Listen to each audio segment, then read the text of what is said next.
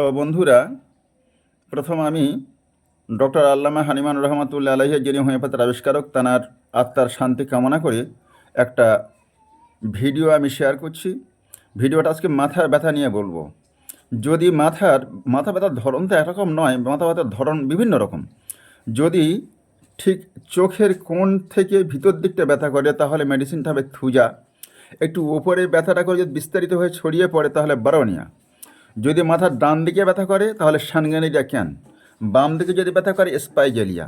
আর যদি কন্টিনিউ মাথার মাঝখান থেকে নিয়ে যে কোনো একটা সাইড, মানে যেটাকে বলা হয় আতকোপালে মাথা ব্যথা, যদি ব্যথা করে তাহলে অ্যাসিটিক।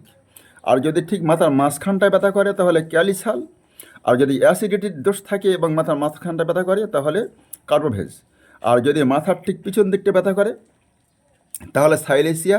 মাথার পিছন থেকে ব্যথাটা হয়ে আস্তে আস্তে উপর দিকে উঠবে, সাইলেসিয়া। আচ্ছা, আবার পিছন থেকে ব্যথা করে উপর দিকে ঠেলে ওঠা, সেটা হচ্ছে ল্যাকেসিসিয়া আছে।